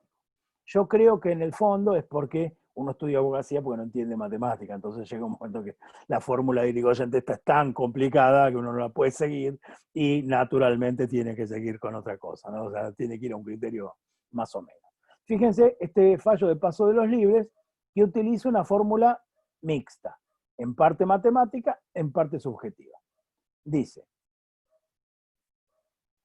tomaré como base la suma que resulte de un salario mínimo vital y móvil, en ese momento 8.870 pesos, el cual multiplicaré por los años que le restan de vida laboral a la señora L, para así sopesar en un porcentaje del 10% del total arribado el desequilibrio patrimonial que tuvo como causa en el matrimonio.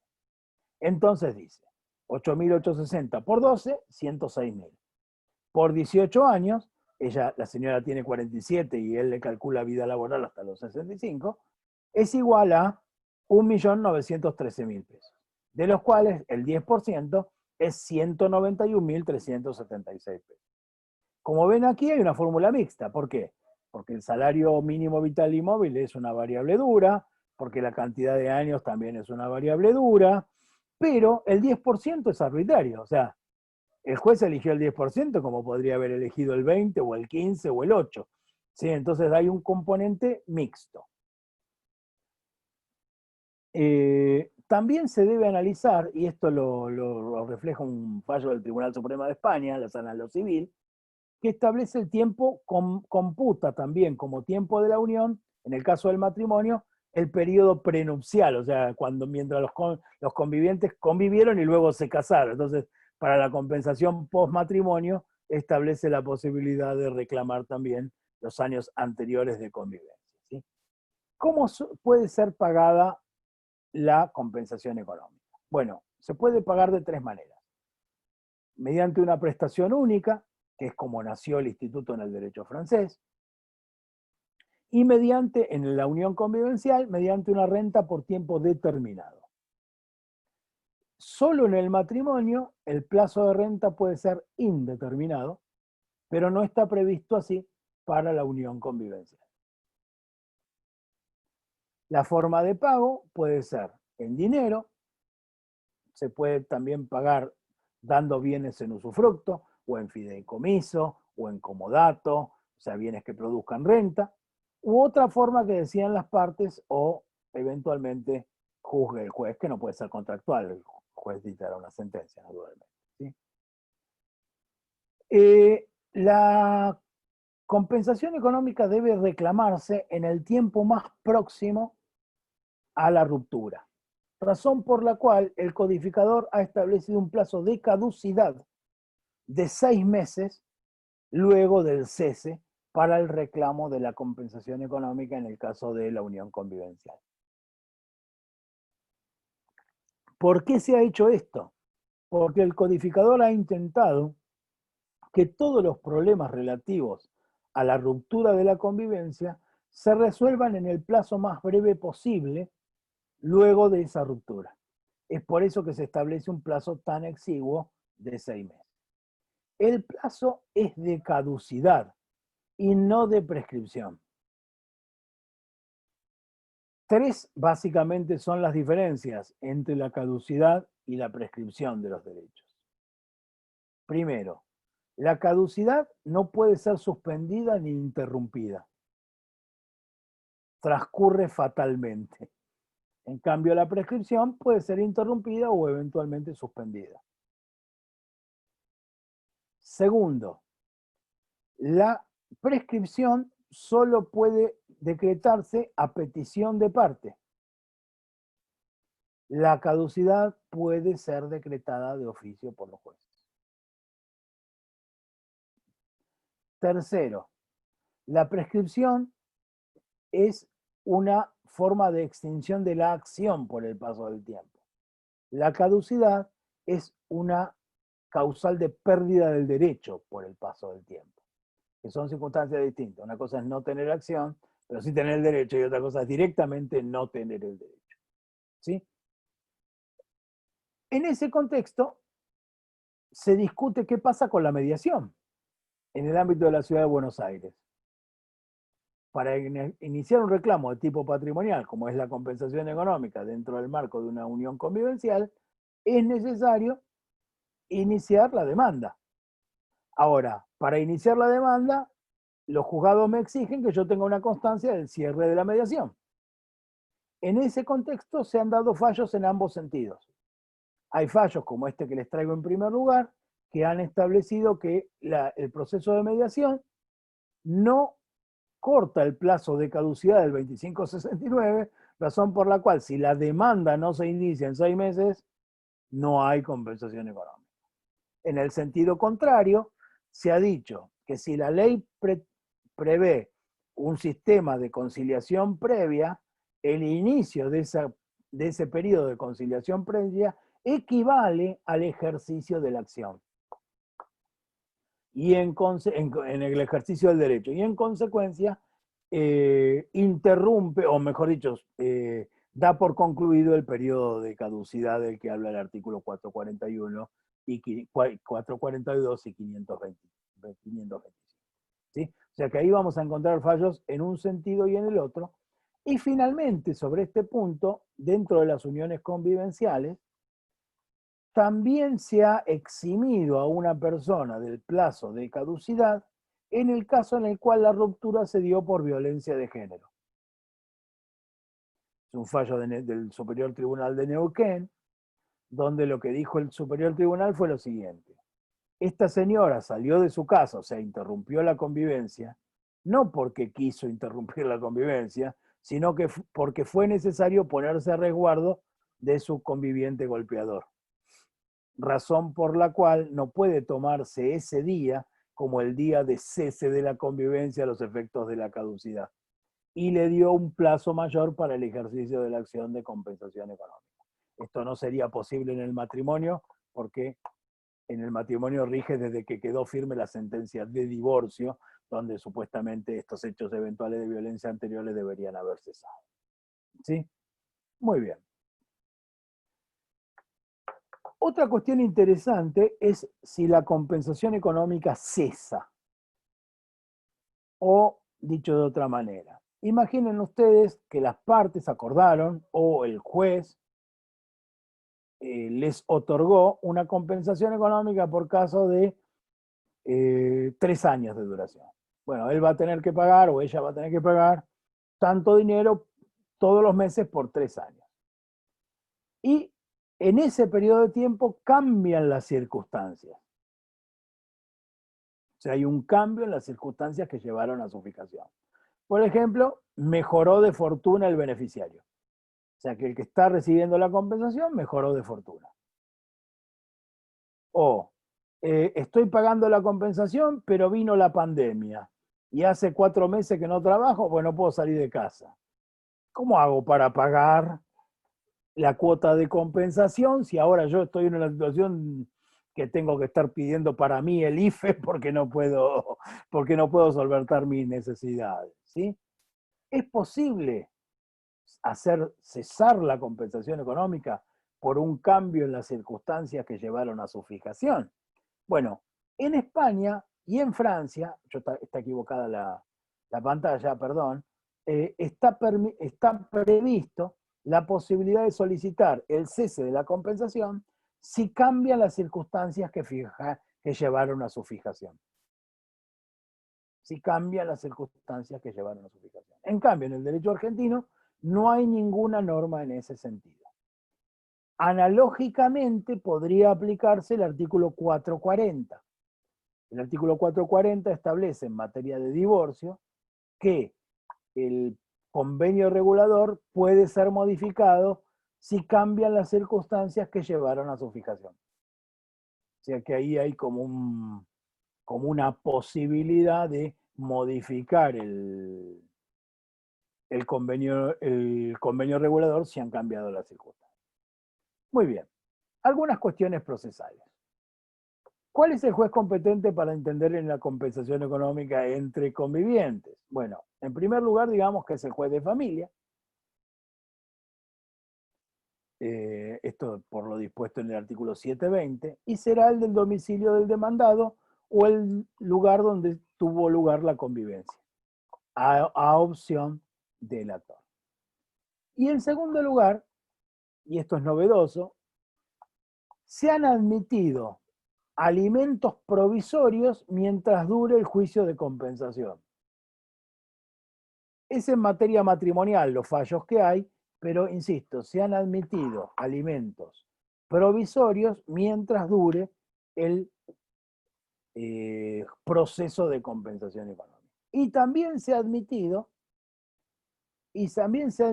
un monto cautelar de compensación económica mientras dure el trámite de la compensación económica.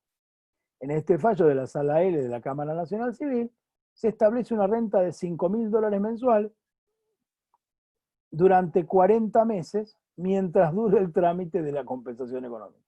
¿Sí? Lindos clientes, lástima que no le toquen a uno, pero la verdad qué lindos clientes para tener en el estudio esta gente tan adinerada. ¿Sí? Muy bien. El siguiente efecto previsto de la compensación económica, del cese de la unión convivencial, es la atribución de la vivienda. ¿Sí? En cuanto a los antecedentes de la cuestión, se había discutido mucho acerca de cuál era la acción que tenía el titular de la vivienda para desalojar al otro conviviente que se quedaba en la vivienda en caso de ruptura. Para algunos autores era un intruso, o sea, aquel que ingresó ilegalmente. Para otros era una ocupación precaria. Y para otros era un simple tenedor, razón por la cual se autorizaba la acción de desalojo o luego de la convivencia, cuando uno de ellos era el titular del inmueble. ¿Sí? Sin embargo, el nuevo Código Civil y Comercial permite hacer algún tipo de pactos relativos a la vivienda. Por un lado, podría pactarse en el pacto de convivencia qué va a pasar con la vivienda en caso de ruptura. Es discutible que pueda renunciarse por los motivos que vimos ya para la compensación económica. Se podrá fijar un plazo para la ocupación de la vivienda, que eventualmente puede ser diferente al plazo legal, ¿sí? Y a falta de acuerdo será necesario que la fijación de la atribución de la vivienda familiar se produzca por sentencia. ¿Sobre qué pautas? Bueno, primero será competente, de acuerdo al 720, el juez del lugar de la convivencia o el del domicilio del demandado. Y las condiciones de procedencia van a ser dos posibilidades. La primera, si se tiene a su cargo a hijos menores de edad, con capacidad restringida o discapacidad. Se refiere a menores de edad. Menores de edad técnicamente son los menores de 18, pero como ustedes saben, la obligación alimentaria se extingue hasta los 21 en los términos de la responsabilidad parental, con lo cual acá podría haber una discusión acerca de si es posible atribuir la vivienda en caso de que se esté en el caso de una persona mayor de edad, pero menor de 21 años. Se hace referencia a la capacidad restringida, no así a los supuestos de incapacidad, que también están previstos en el código. ¿Sí? La discapacidad está definida en el artículo primero de la ley 26378, que es la Convención Internacional sobre los Derechos de las Personas con Discapacidad. No la voy a leer para no extenderme más tiempo. Y no se aclara en la norma si los hijos menores de edad deben ser comunes, o si eventualmente podrían ser miembros de uno de los miembros, hijos de alguno de los miembros de la pareja que hubiera convivido con el grupo familiar. En lo personal, creo que, atento a la regulación del progenitor afín, que también se aplica a las convivencias, podrían ser hijos no comunes. Y la segunda situación que prevé la norma, como causal de atribución de la vivienda o de fijación judicial de la vivienda, es si se acredita la extrema necesidad de una vivienda y la imposibilidad de procurársela, que serían el supuesto de toda necesidad, que obviamente debe ser probado, ¿no? La determinación judicial es siempre temporal, 2 años. No aclara la norma si esta restricción temporal se aplica solo al segundo supuesto o también al primero, que son el caso de hijos menores de edad, porque puede que en 2 años el hijo siga siendo menor de edad, razón por la cual seguir incluido en la primera parte de la norma. Por principio general es onerosa, es decir, se fija con un canon locativo por el uso exclusivo de esa vivienda familiar, de acuerdo al bien sea propio o eventualmente en condominio. Se puede fijar judicialmente la prohibición de enajenar por un tiempo. En caso de condominio, el juez puede restringir la acción de división de condominio. Si el inmueble es alquilado, el conviviente que se quedó en la vivienda puede continuar la locación hasta el vencimiento del contrato, con las mismas garantías. Y a falta de pacto o determinación judicial de atribución, el conviviente titular del inmueble podrá accionar por desalojo. O sea, eventualmente existe acción de desalojo en el caso en que no estén dadas las pautas para la atribución de la vivienda. Puede cesar, o cesa, mejor dicho, la atribución de la vivienda cuando se cumple el plazo, por el cambio en las condiciones y por las causales de indignidad previstos en el artículo 2281, que son supuestos en donde la conducta del beneficiario del derecho es incompatible con el derecho que está recibiendo. Muy bien. El código prevé también la atribución de vivienda en caso de muerte. Aquí aquí establece en el artículo 527 un derecho real de habitación a favor del conviviente supérstite que nace iure propio en su cabeza. No hay derechos hereditarios entre convivientes en nuestro derecho positivo vigente. El derecho de continuar habitando la vivienda es un derecho que nace en cabeza del supérstite como consecuencia de la muerte de su conviviente. No opera ipso iure como opera en el matrimonio, sino que debe ser invocado por el conviviente, y a diferencia del derecho matrimonial, tiene un plazo máximo de duración de 2 años. En cambio, en materia sucesoria matrimonial, el 2383 establece que el derecho real de habitación es gratuito y vitalicio. Aquí hay dudas en la doctrina. Hay algún sector de la doctrina que dice que si la razón de esta norma es la protección de la vivienda familiar, resulta discriminatorio que en el caso del matrimonio exista un derecho vitalicio y gratuito, y en el caso de las uniones convivenciales, este se encuentre limitado a los 2 años, sobre todo cuando la protección de la vivienda familiar tiene rango constitucional. ¿Sí? En cuanto a las condiciones de procedencia, o sea, ¿qué debe invocar el cónyuge, el conviviente, perdón, que lo reclama? Que careciere de una vivienda propia habitable o de bienes suficientes para procurársela, que haya sido sede del último hogar familiar, que no se encuentre en condominio con otras personas, porque si hay un condominio no rige, ¿sí? Y que se trate de un supuesto de indivisión hereditaria, o sea, que concurran otros coherederos a la sucesión. Y bien, finalmente, los aspectos no regulados en el nuevo código. Ya hemos adelantado 2 de ellos. No existen en nuestro ordenamiento alimentos post-unión convivencial.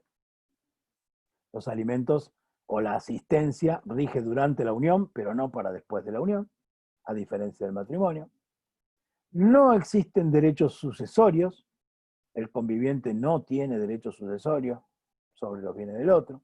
Aquí, sin duda, hay que hacer una distinción, que es que puedo que yo estoy en convivencia y hago un testamento a favor de mi conviviente. ¿Sí? Esto es perfectamente posible, pero sería un sucesor testamentario y no un sucesor llamado por la ley. Y no existen bienes en común. O sea, no hay una comunidad de gananciales convivencial o como la quieran llamar. ¿Sí? Razón por la cual puede suceder. Si hay bienes comprados en común, procederá a la acción de división de condominio. Pero si no hay bienes comprados en común, cada cual tiene derecho a conservar esos bienes salvo pacto. Y eventualmente podrán iniciarse acciones de enriquecimiento sin causa, interposición de persona, y no lo anoté aquí, sociedad de hecho. Enriquecimiento sin causa, cuando el aporte de uno haya enriquecido al otro sin causal alguno. Interposición de persona es cuando se hayan comprado bienes utilizando fondos de ambos, pero poniendo exclusivamente bienes a nombre de uno de ellos, que la acción acá será la acción de simulación. Y el tercer supuesto es la sociedad de hecho, donde deberá probarse un emprendimiento con fines de lucro y los aportes de ambos convivientes a ese emprendimiento a los efectos de pedir su división. Termino acá yo. Muchas gracias por la escucha y abrimos a preguntas. Voy a dejar de compartir la pantalla, así los veo, ¿sí? Muchas gracias, Eduardo, por la Muchas exposición. gracias a vos. En el chat hay una pregunta. Sí, gracias. Sí, que la hizo el doctor. Ahí no encuentro. Acá está. No sé si lo quiere decir, lo quiere leer él. ¿Lo querés leer o crees que lo lea yo? ¿Lo leo? Buenas tardes, quiero hacer una consulta. En una unión convivencial de 6 años, donde se separan y la parte demandada adquiere bienes inmuebles y bienes muebles registrables y los inscribe a su nombre. La unión convivencial no está registrada y no tuvieron hijos en común. Mi pregunta es, ¿la parte actora tiene derechos sobre esos bienes adquiridos por ambos, pero registrados solo a nombre de la parte demandada? Sí, tiene derecho si logra probar que aportó a su compra. O sea, que fueron inscritos a nombre de uno de ellos, en un supuesto de interposición de personas. Ese sería lo que yo les adelantaba, que sería la acción a realizar, sería la acción de simulación. O sea, lo que debería probar es que la inscripción registral no condice con la realidad de los fondos aportados. El fallo más emblemático sobre este tema es un antiguo fallo de Kemmenmacher de Carlucci, lo cuento muy brevemente. Era un señor que trabajaba en un municipio en Mendoza y en un plan de vivienda municipal se le atribuyó una vivienda municipal, que tuvo que pagar, que fue pagar cuotas, ¿sí? Como el señor era casado, separado de hecho, en ese momento no había divorcio, inscribió el bien a nombre de su nueva pareja que convivía con él. Pero él siempre pagó la cuota y su nueva pareja nunca trabajó, ¿sí? Tiempo después, él terminó de pagar la vivienda, se separaron y ella se quedó con la vivienda bajo la premisa, esta casa es mía porque está a nombre mío. Entonces él inició una acción de simulación en la cual probó que el bien se había inscrito para defraudar los derechos de la ex cónyuge, o sea, por una cuestión que no tenía que ver con esa unión, y que ella no había aportado bienes para su compra, sino que los bienes los había aportado exclusivamente él, porque era el único que tenía trabajo de la pareja.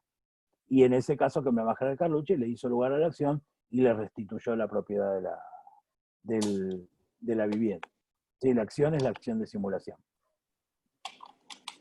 Pero, ojo, va a tener que probar los aportes, ¿eh? Si no prueba los aportes, no he vuelto. ¿Quién más?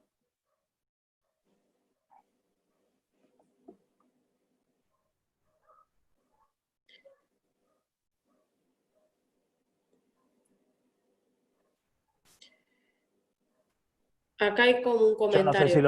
los apabullé o los aburrí. Tengo esas dos dudas. No sé, vamos a ver. Sí, decime. Dice, la fecha del comienzo de la unión convivencial es a partir de los 2 años y la prueba es solo con la simple manifestación de uno de los convivientes. Decimos que es Eh, una pregunta. Son dos preguntas. Ujú. En cuanto a cuánto comienza la unión convivencial, eso no está del todo claro en el código. El código no lo dice en ningún momento. Frente a eso se han elaborado dos posturas. Para un sector de la doctrina, la unión convivencial solo comienza cuando cumplen 2 años juntos. Hasta ese momento es una simple convivencia. Para otro sector de la doctrina, la unión convivencial comienza cuando empiezan a convivir, siempre y cuando lleguen a los 2 años y con efecto retroactivo al día que empezaron a convivir.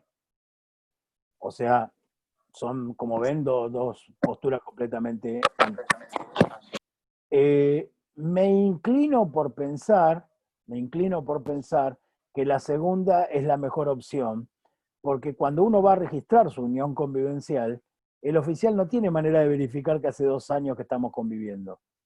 Tiene que creer en nuestra palabra, así que yo puedo ir y ahí, ¿cuánto hace que conviven? 3 años, listo, chao. No, yo no lo tengo que probar. ¿Se entiende? Repetime la segunda pregunta. Si la inscripción era el solo efecto probatorio. Si bastaba con la manifestación de uno para tener probada la unión, la respuesta es no. Obviamente, si existe una inscripción de la unión convivencial, el certificado de inscripción es la prueba, ya de por sí prueba la unión. Pero a falta de ese certificado de inscripción, hay que probarlo por cualquier medio de prueba.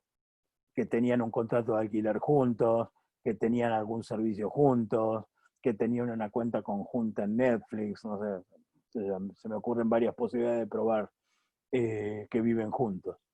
Testigos.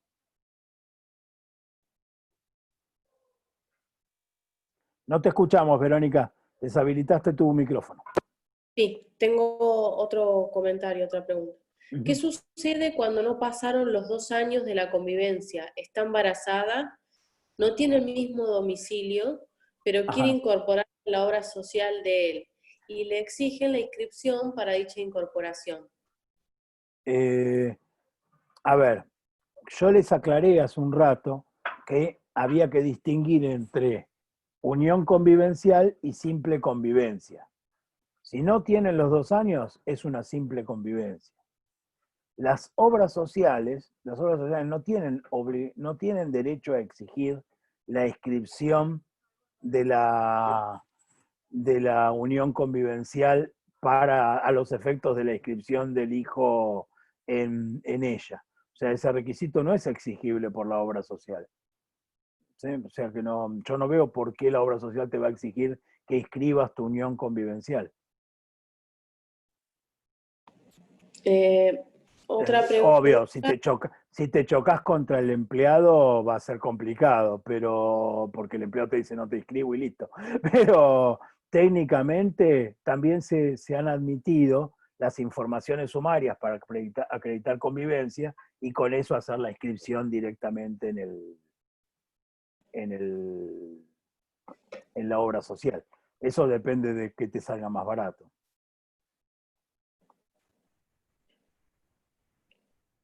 Hay un comentario como que no le quedó muy claro en que nuestro país los acuerdos, o sea, cómo se maneja el tema de los acuerdos. Bueno, ahí hay dos temas muy complejos. El primero, que tiene que ver con que por ahora, al menos que yo conozca, hay poco tirando a ningún acuerdo, por una cuestión de falta de tradición. O sea, nosotros como sociedad vivimos durante toda la vigencia del Código Civil sin la posibilidad de hacer, con una preeminencia del orden público en materia de derecho de familia, razón por la cual la posibilidad ¿cómo explicarlo?, de realizar acuerdos relativos a cuestiones relativas al derecho de familia, tradicionalmente ha sido nula. Razón por la cual nos es muy difícil pensar en realizar acuerdos, sobre todo destinados a regular la ruptura. O sea que ese es un primer problema. Yo no conozco, sinceramente, acuerdos de convivencia. El único que vi, que salió en los medios, pero que no ni siquiera era un acuerdo de convivencia, era de un tipo muy violento que le había hecho firmar a su pareja que él tenía derecho a controlarle el teléfono, que no podía posar en determinadas situaciones en el Instagram y no sé qué otra cosa más, pero eso era manifiestamente contrario a la dignidad de la persona y absolutamente inválido, es lo único que conozco. Ahora, que yo no lo conozca no significa que no exista. Y el otro problema que tenemos es que todavía no hay jurisprudencia, porque el código en este punto todavía es muy novel. Entonces todavía no tenemos mucha, o sea, todavía no se ha desarrollado ese criterio por el cual qué es posible o qué es válido o qué es inválido. Eso, así que lamentablemente yo tampoco lo tengo muy claro. Sí tengo claro que el 515 y el 513 establecen 2 límites. ¿Los límites cuáles son? Los aspectos regulados en la unión convivencial, 519, 520, 521 y 522, que están cerrados a la discusión entre los convivientes, y el segundo límite es la igualdad y la dignidad de las personas. O sea, dentro de ese marco todo lo demás es válido. Autores como Molina de Juan, perdón, agrego una cosita más, ¿sí? Autores como Molina de Juan sostienen que, siendo el principio de la autonomía de la voluntad el que rige, todo lo que no está prohibido está permitido, razón por la cual todo lo que no sea estrictamente lo que dice ahí está permitido. Y otros autores como Solari, como Córdoba, han sostenido que no, que hay cosas que, aun cuando no estén prohibidas expresamente, eventualmente por razones de dignidad humana también debería estar prohibidas.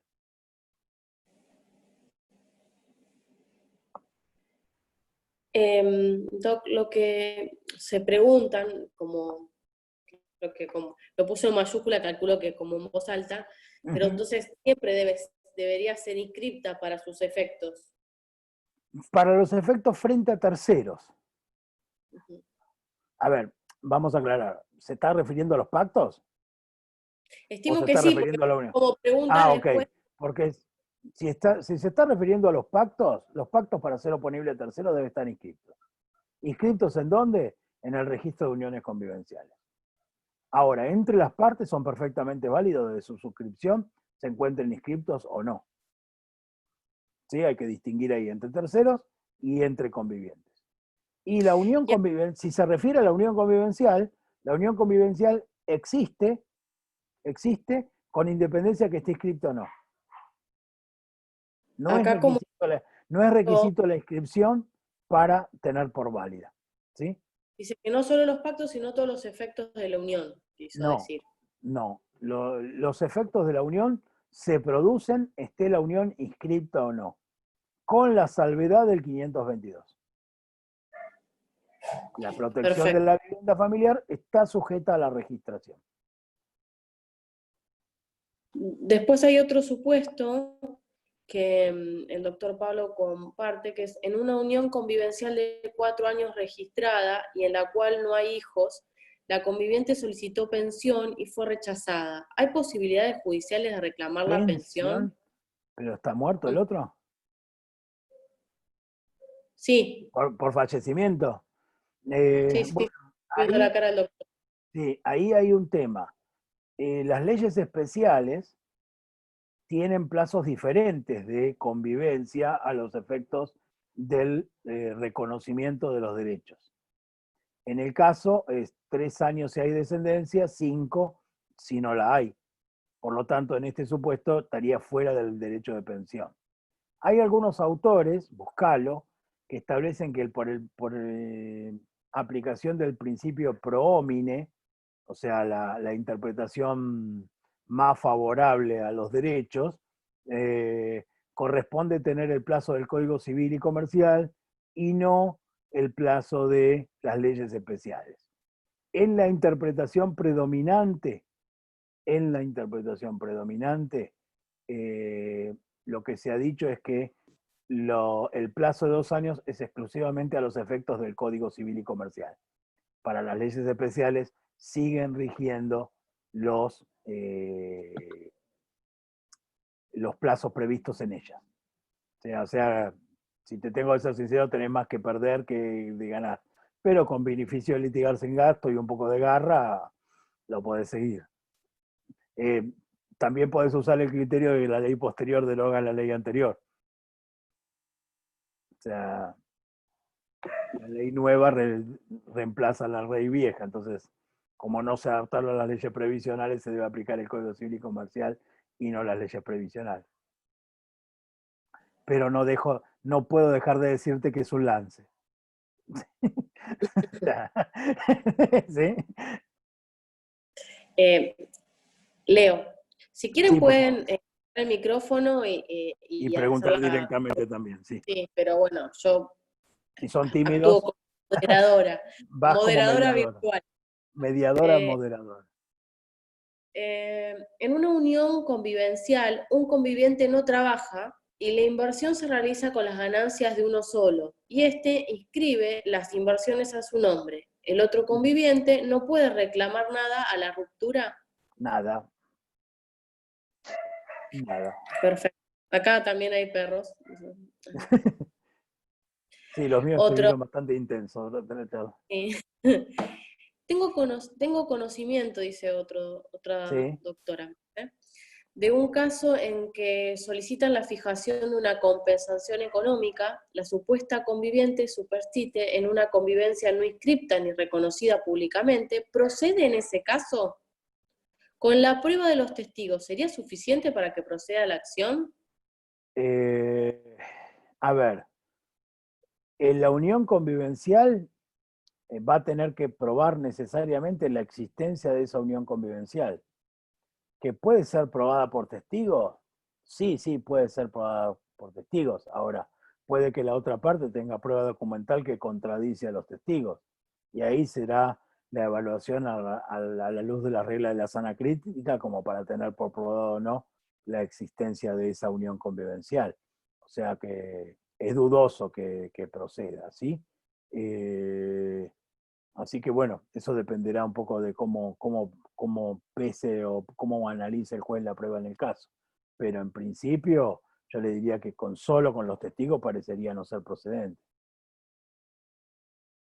Y la última que tengo en el chat del grupo es, si un tercero compra un inmueble de solo un conviviente, no estando inscripta la unión y no está registrada, ¿el tercero es de buena fe? Bueno, ahí hay que hacer una aclaración. Jurídicamente no es tercero, es parte en el acto. O sea, no se le aplica la protección del tercero de buena fe porque es parte en el acto. Ahora, si la unión no está inscripta, el 522 no es aplicable. Razón por la cual, si él le compró al dueño de la propiedad, listo, se terminó. El acto es perfectamente válido. Me olvidé de sacar el micrófono. Sí. Y se agregó una más.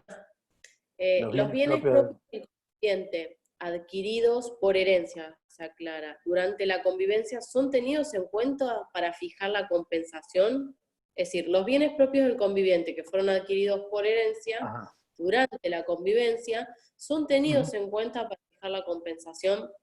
Bueno, ahí hay un tema, ¿no? No se aclara en la pregunta a quién pertenecen los bienes, si al que reclama la compensación o al que no la reclama, ¿sí?